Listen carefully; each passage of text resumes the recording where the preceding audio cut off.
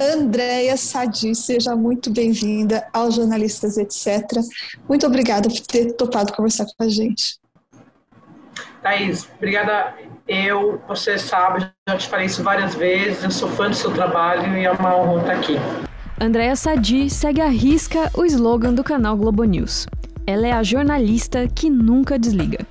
Repórter dos bastidores do poder e especialista em informações exclusivas, Andréia chegou a Brasília trabalhando no portal IG, passou pela Folha de São Paulo e está desde 2015 na Globo News e em outros canais e mídias do Grupo Globo, além de apresentar o Em Foco com Andréia Sadi.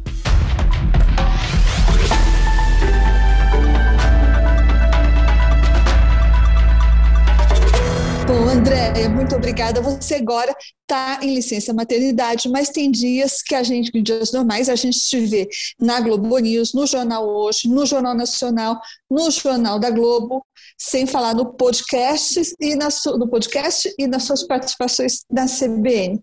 Quantas Andréias Sadis existem, Andréia? Ai, Thaís, alguém estava perguntando isso outro dia para mim sobre como você se define, né? Você consegue se definir sem falar que você é jornalista? Eu acho que é impossível. Eu acho que todo mundo, assim como você, que adora o que faz e está entregue, né? Porque eu falo que é um caso de amor. Você tem que amar muito para fazer o que a gente faz.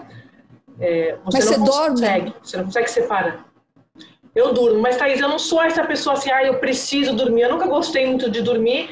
Eu não me orgulho disso, porque eu sei que é necessário, mas assim, eu sempre acho que estou perdendo alguma coisa. Então eu gosto de dormir pouco. Eu gosto de dormir já sabendo que eu vou acordar daqui a pouquinho, sabe? Então eu durmo pouco. Isso também está me ajudando na licença, porque assim, a privação de sono que ela existe, e de maneira alguma eu jamais vou romantizar isso, mas eu já dormia pouco antes de engravidar e antes da licença. Então, para mim, essa não é a parte mais difícil nesse momento. Pouco é quanto? Pouco assim, umas 4 horas, agora, né, 4 horas, mas quando eu estava trabalhando antes da licença, de 4 a 5 horas. E se eu tenho uma entrevista fala. Não, continua. Você tem uma entrevista às 6... Não, se tem uma entrevista assim no dia seguinte, eu não consigo dormir, Thaís. Assim, não sei como é para você, mas assim, uma entrevista com uma pessoa muito importante, uma coisa que eu batalhei muito, que eu acho que a pessoa possa desmarcar, eu não durmo. Eu prefiro não dormir, entendeu? Eu fico acompanhando para ver se vai acontecer alguma coisa. Então, eu não durmo. Então, vou te dar um exemplo.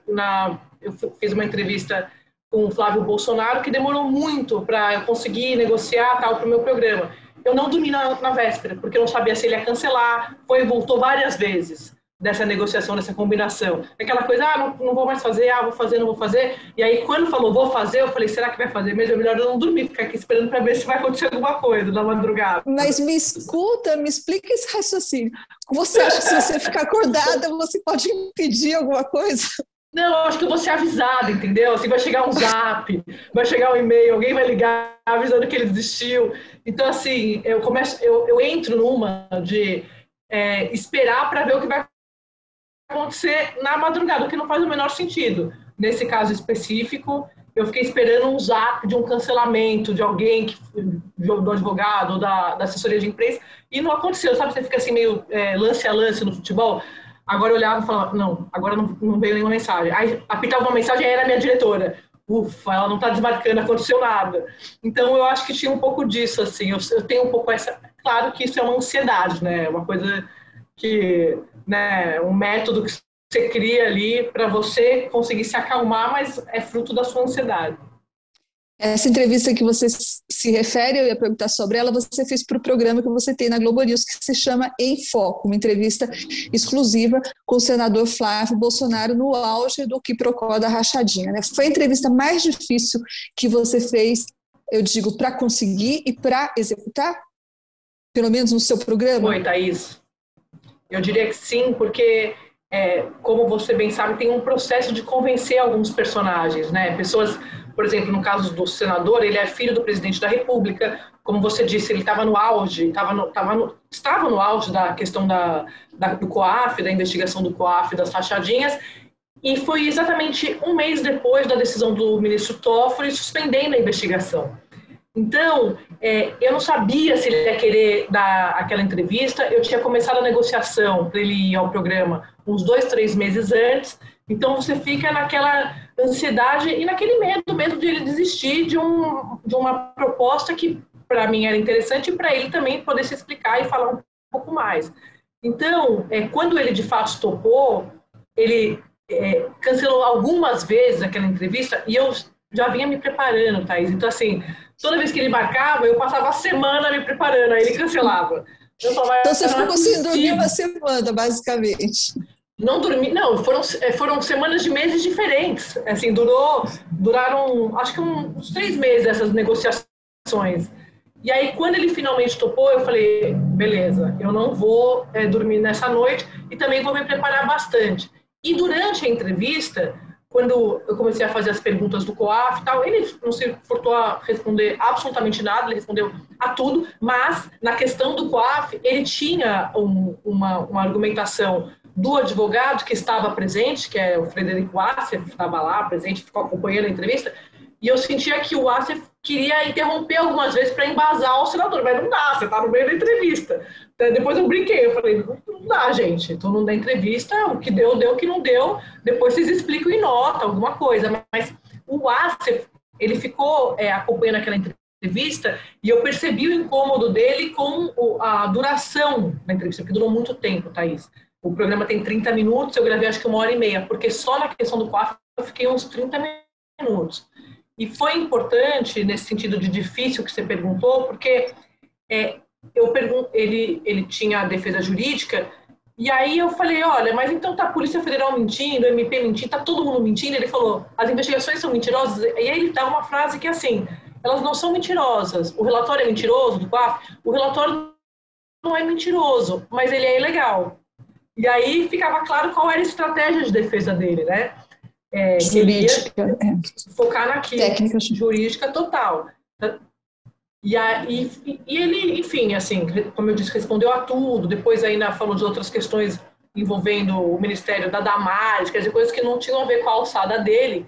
Então, eu fiquei muito preocupada de ele achar, e de todo mundo que estava, tinha muita gente acompanhando aquela entrevista no local, que foi na casa de um amigo dele, que cedeu para ele lá em Brasília, de ele achar que eu não tinha abordado todos os temas. Então, eu botei a entrevista na íntegra. O que, como você bem sabe, isso não existe, porque assim, você tem um programa de 30 minutos. Então, como a minha preocupação também era essa ali. Depois, como é que eu vou fazer? 30 minutos e o restante dessa 1h30? Ô André, você tem muitos furos importantes. Um que eu me lembro que foi recente foi aquele que, de alguma forma, jogou por terra o argumento do presidente Bolsonaro de que ele, naquela famosa reunião de ministros, ele não estava acusando o Sérgio Moro, ou pressionando o Sérgio Moro para demitir o superintendente da Polícia Federal do Rio, que, na verdade, ele estava insatisfeito, estava reclamando contra a segurança pessoal dele no Rio. E daí a Andréia mostrou que, um pouco antes, o presidente Bolsonaro não só tinha feito, sem qualquer problema, mudanças nessa segurança pessoal, que ele estava dizendo que estava insatisfeito, como inclusive promoveu alguns dos integrantes dessa segurança pessoal. Portanto, não tinha nenhum sentido esse argumento de que ele estava insatisfeito com a segurança pessoal.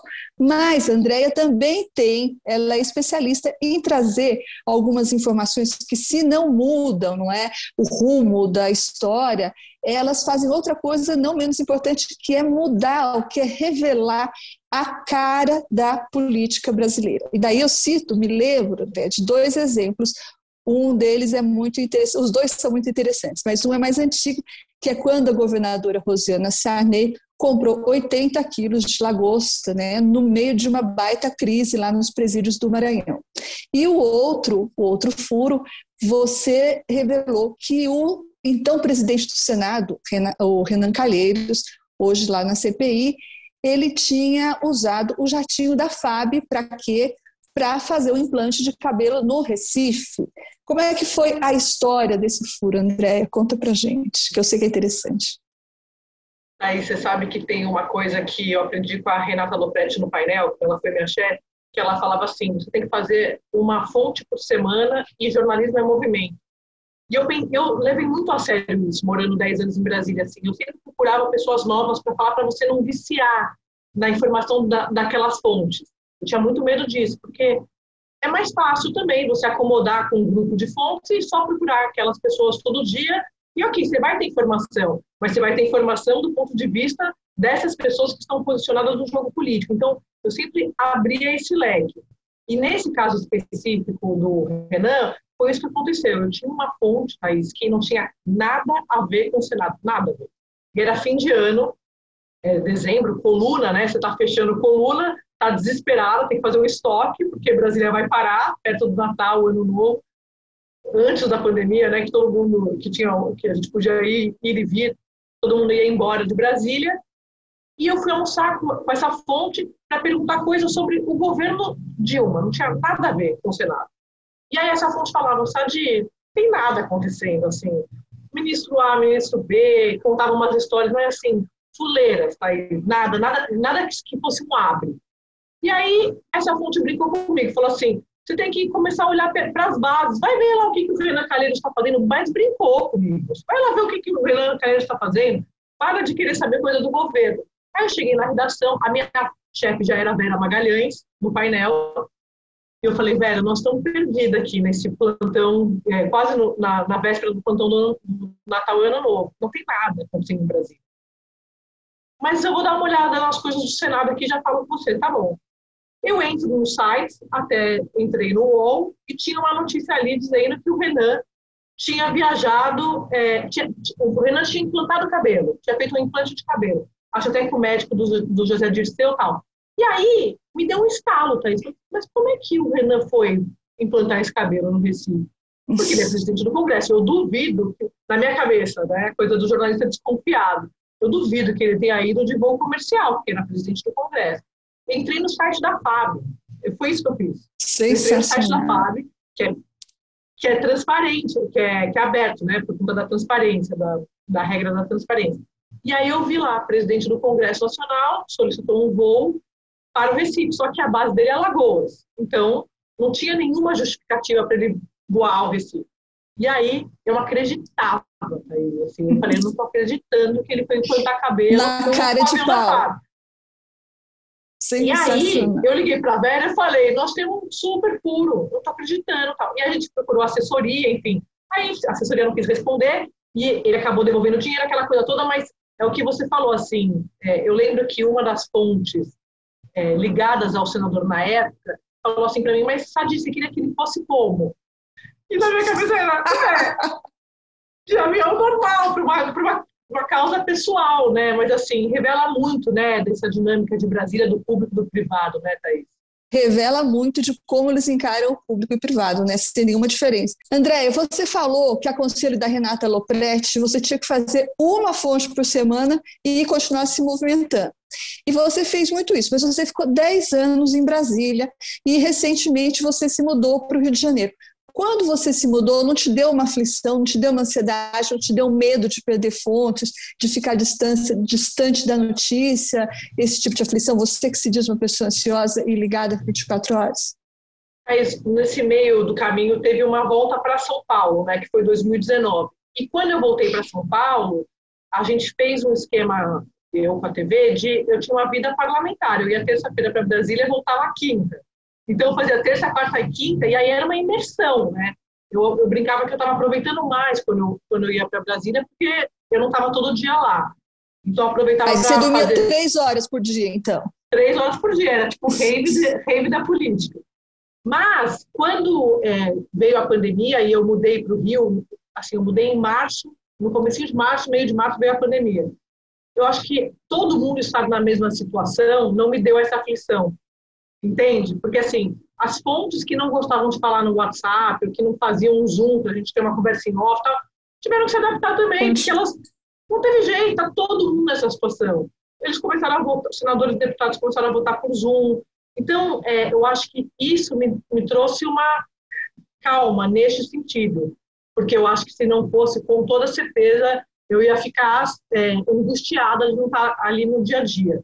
E também por ter visto que durante a pandemia a produção não só não caiu, como ela aumentou, né, Thaís? Acho que para todo mundo a gente trabalhou como nunca, né? Estamos trabalhando, eu parei agora na licença, e os furos continuaram. Isso me deu uma tranquilidade. A TV se adaptou, topou essa adaptação de fazer as entrevistas do meu programa virtualmente, isso nunca aconteceu. Eu estava aqui entrevistando o Pacheco na véspera da eleição, ele na casa dele. Então isso foi legal também. Acho que a gente... É a coisa de você se adaptar, né? De ser meio camaleoa, mas se não fosse isso, com certeza teria me dado uma aflição.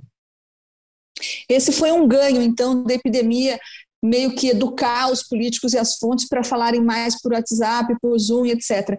Que mais que a pandemia mudou no seu trabalho para melhor ou para pior, ou no trabalho dos jornalistas em geral, na relação com as fontes? O que você percebe, André? Como que a pandemia afetou o trabalho dos jornalistas políticos?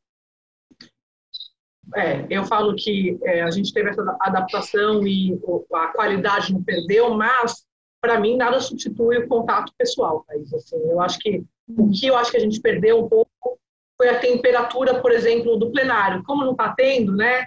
Então, assim, quando você está em Brasília, você está fazendo a cobertura do dia a dia, eu brinco que tem um delay para Rio, São Paulo, para outros lugares do que está acontecendo em Brasília. Se você está no plenário, está acompanhando, você já sacou que aquela votação não vai acontecer à noite. Ninguém vai te dizer. Você está vendo. Você está vendo entre sai, as conversas de bastidor ali no cafezinho, no fundo do plenário.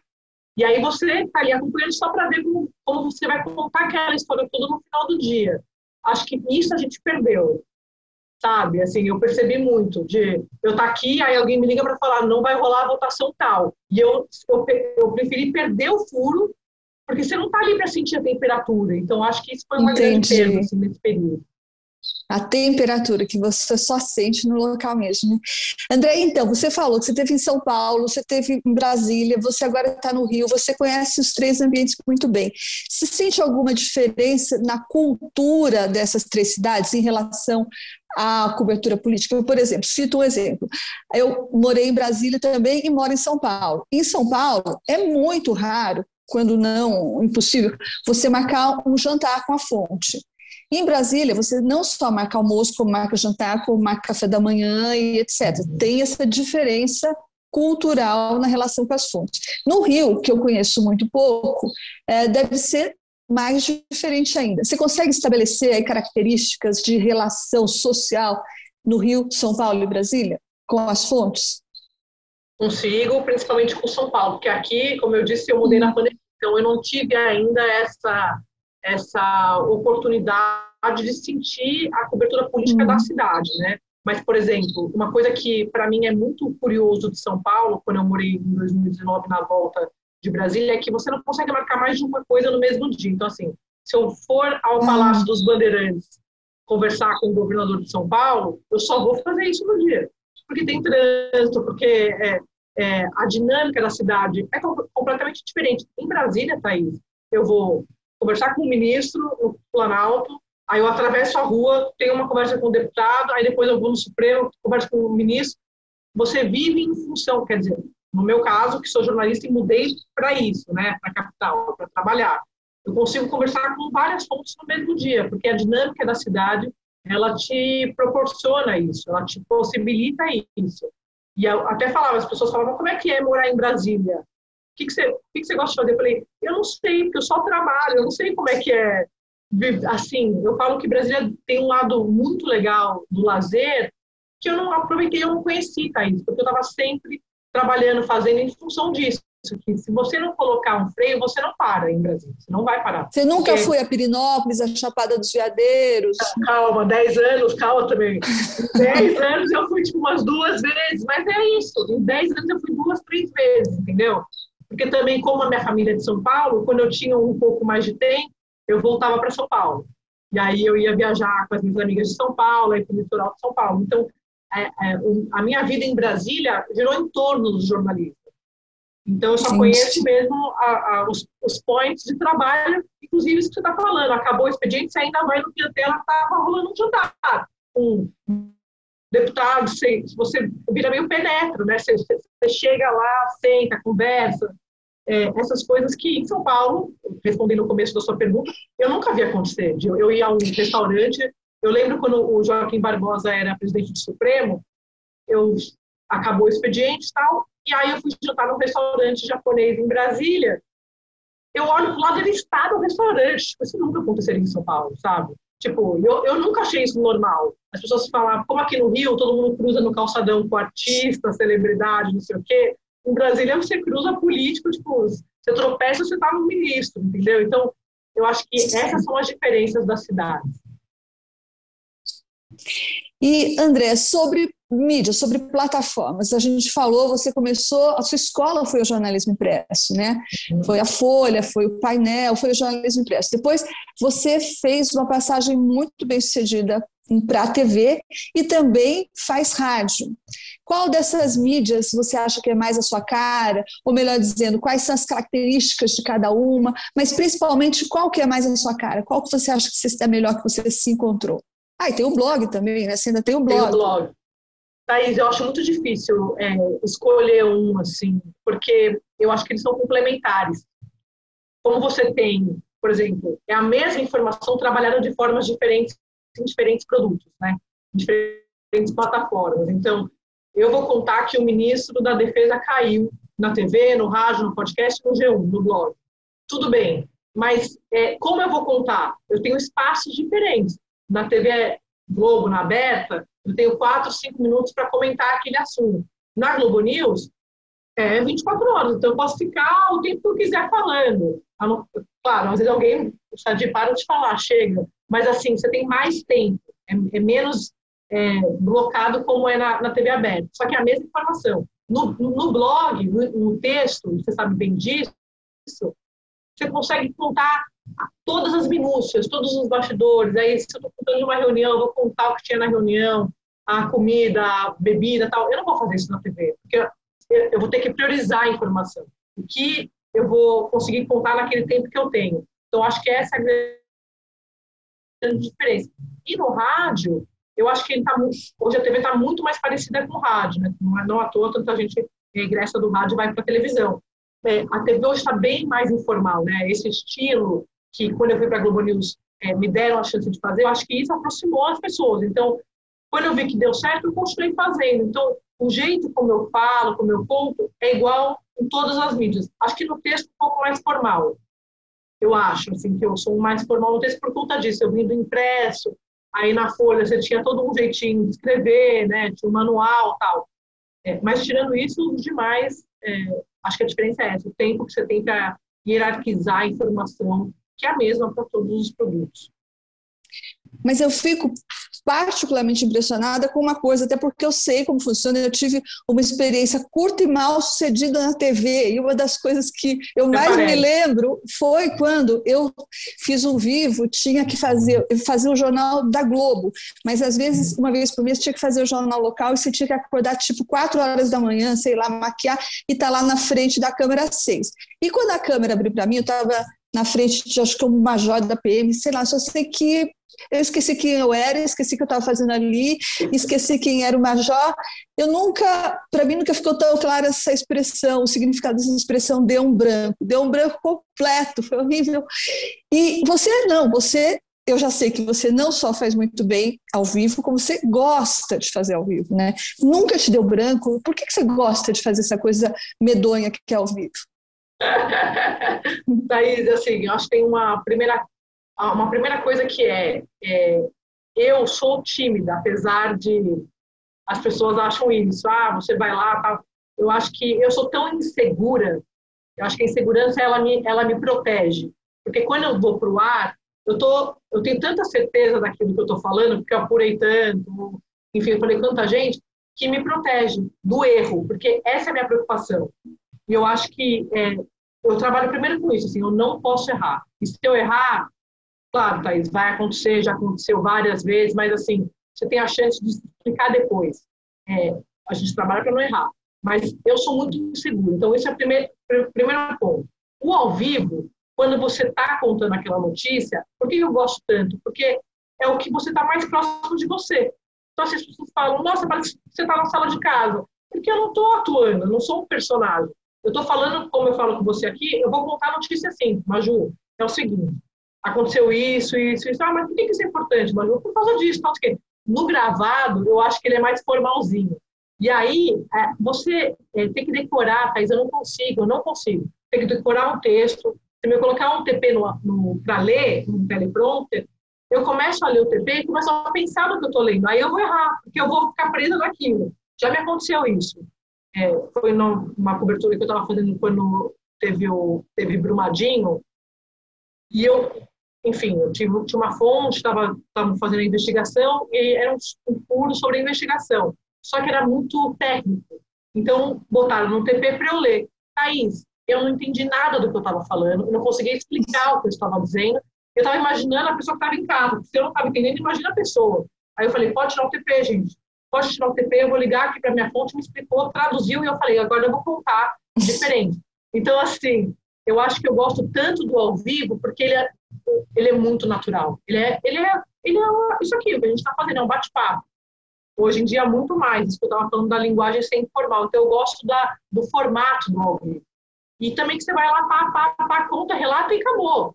O gravado tem, claro, que você explica muito melhor, no VTzão, né? Incrível, várias matérias que eu fiz incríveis, reportagens assim, gravadas. Mas o gravado, você não pode errar nesse sentido, né? Estou falando do formato. Assim, tudo bonitinho. E no vivo, não. Às vezes eu falava uma coisa num jornal e eu chegava no jornal seguinte, na Globo, e falava, eu falei uma coisa ali no jornal das 2, mas já mudou, não é mais aquilo. Tal. No gravado não tem como se atualizar. Então eu gosto do ao vivo porque ele é quente. Eu sou assim, eu gosto dessa coisa da adrenalina. Achei interessante você dizer que a insegurança te protege. Quer dizer, por causa dessa insegurança, você checa e recheca, e daí quando você chega com a notícia, ela está redonda e você está segura dela. É nesse sentido que você quer dizer que a insegurança te protege? Sim, Thaís. Eu tenho uma fonte no Supremo que eu na época do impeachment da Dilma, tinha uma discussão sobre o voto do relator ali, como é que ia ser o rito, não ia ser, não sei se você lembra disso, e me anteciparam aquele voto. E eu estava começando na Globo News, então assim, aquela coisa, você está começando num meio diferente, numa empresa diferente, e eu fiquei tão insegura, eu dei a informação, mas como estava todo mundo esperando aquilo até começar o julgamento às 2 horas do Supremo, eu passei a pior manhã da minha vida, esperando aquele furo se confirmar, ou uma barrigada, eu não sabia na época. E eu ficava para minha fonte assim, você tem certeza absoluta? Eu fiz umas 15 vezes. Na 20ª ele falou assim, se você me perguntar de novo, eu vou te bloquear. Tipo, chega! Pelo amor de Deus! E aí eu nunca mais fiz isso. Eu faço o contrário. Eu prefiro não dar pela insegurança do que dar e ficar remoendo. Ai, meu Deus, será que tá certo? Porque eu acho que nós, jornalistas, eu não sei se para você, mas é uma das piores situações que eu tenho, assim, Thaís. A ameaça de ser uma barriga, de ser uma barrigada, de ser um erro. Então, às vezes meu chefe falou, só disse que tinha isso há 3 dias, a gente não viu. Eu falei, eu não estava segura. É o furo que eu queria perder, que bom. E aí a história se confirma, eu não dei e perdi o furo. Mas eu falo, eu prefiro perder o furo da barriga. Muito melhor. Então a insegurança me protege nesse sentido. É um pouco um lema que eu levei, assim, desde 2015, principalmente. Eu já tinha um pouco isso na Folha, mas na televisão, porque é um canhão, né, Thaís? Você fala um negócio, aquele negócio, você para, realmente. Assim, as pessoas começam a te ligar, começa uma repercussão que eu vi há pouco, ou menos, na Folha pré-impeachment. As pessoas, claro, estão muito mais interessadas, pós-protesto, inclusive, mas na televisão você fala, o negócio é um canhão. Então, me dá segurança sem seguro. Você falou impeachment e eu me lembrei que você cobriu o impeachment da Dilma Rousseff, foi uma das primeiras grandes coberturas da sua carreira, mas você também foi carrapata da Dilma quando ela era candidata a presidente, né? E talvez isso seja interessante para estudantes de jornalismo saberem, você comentou isso, é um grande momento para você fazer fontes, né? Porque você conhece muita gente e você compra as pessoas na baixa, né? Pessoas que depois podem vir a ser ministros e tudo. Te ajudou muito, não? Ajudou muito, Thaís. Eu brincava com algumas fontes que eu fiz na campanha, que eu comprei todo mundo na planta. Falei, vai todo mundo aqui virar ministro, vai todo mundo aqui virar assessor se a Dilma ganhar, então vai virar uma fonte posicionada, né? Hoje é um auxiliar aqui, daqui a pouco está no palácio despachando e é ministro.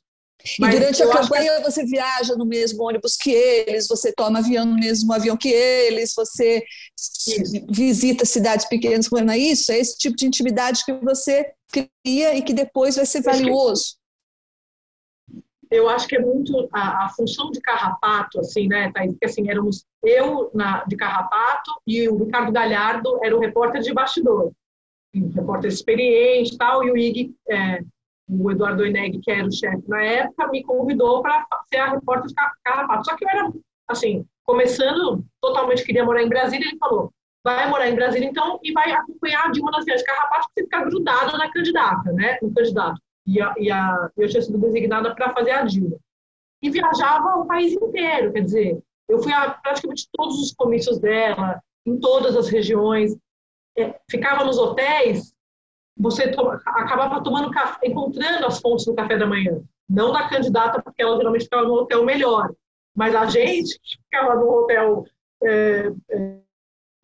piorzinho, assim, ficava com os assessores, ficava com os auxiliares, e acabava encontrando essa turma. Então, tem um pouco de ser cara de pau também, chegar e sentar e conversar. Então, isso me deu uma chance de fazer essas fontes na largada, né? E aí ela se elegeu, todo mundo posicionado, as pessoas acabaram vendo minhas fontes. Então, eu acho que essa função que hoje em dia tem pouco, né, Thaís? Depois, em 2014, eu vi pouco isso, né? Eu já era repórter só de bastidor, eu fiz Dilma também, mas eu fiquei responsável só pelo bastidor da campanha. Eu não me lembro de alguém grudado viajando, também porque ela viajou menos, porque ela já era presidente, né? Então ela deixa de expor menos. Mas na própria campanha do Bolsonaro, em 2018, aí já entrou com muita força as mídias sociais. Ele fazia a campanha dele nas mídias, né? Enfim, aí teve a facada, tal, mas os outros candidatos também aproveitando ali para divulgar. Eles meio que faltavam. Eu estou aqui, não sei aonde, não sei o quê. Mas a função de Carrapato é incrível. Assim. Eu amo e morro de saudades. Sadi, para encerrar, o Em Foco volta quando? E quem está na sua lista aí de entrevistados altamente desejados? Bom, Thaís, volta depois da licença, né? Eu volto em outubro a trabalhar, e aí tem todo esse combo aí de JH, Globo News, G1, CBN, tudo. E o Em Foco, que é a coisa que eu mais gosto de fazer, porque eu gosto de entrevistar. E a essência do programa é você ir na casa da pessoa, a pessoa abrir as portas da casa dela para você. Então, na pandemia, isso ficou inviabilizado, a gente transformou num programa, isso que eu falei, o Arthur Lira, o Rodrigo Pacheco, todo mundo daqui, eles de lá. Na volta, vamos ver como é que vai ser, como vai estar o ambiente, para saber se dá para ir em loco. Mas ele volta de qualquer forma. Eu já tinha agora, no começo do ano, feito alguns personagens que eu queria muito fazer. E eu estava negociando há algum tempo para fazer também. E não rolava, como a Damares, a ministra, e ela veio no programa. Mas na volta, assim, eu queria focar mais, eu acho que nos personagens agora da CPI. Eu queria muito fazer uma entrevista com o novo ministro da Saúde, eu acho que ele assumiu em março, e aí logo eu entrei em licença. Então, eu acho que ele e também o Paulo Guedes, que eu acabei negociando, e aí depois veio a licença e não consegui fazer. Então, acho que são personagens ainda que eu estou querendo levar no programa na volta. Legal, Sadi.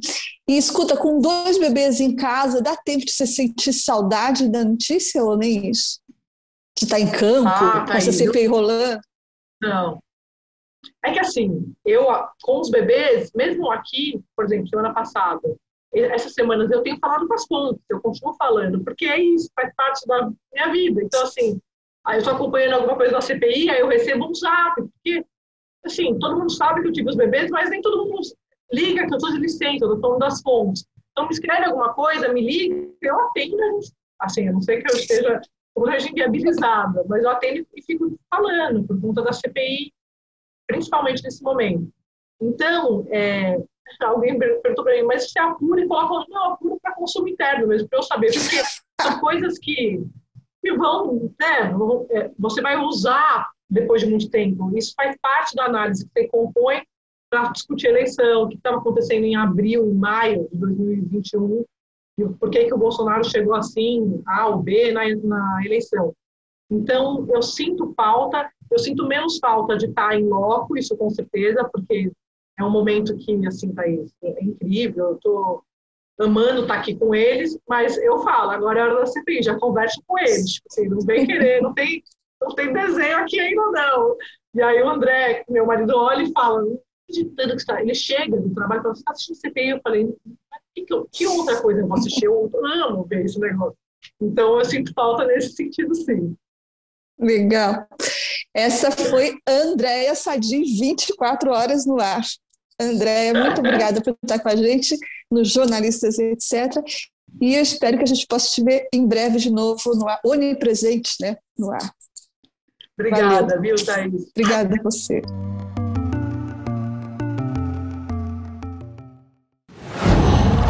Qual?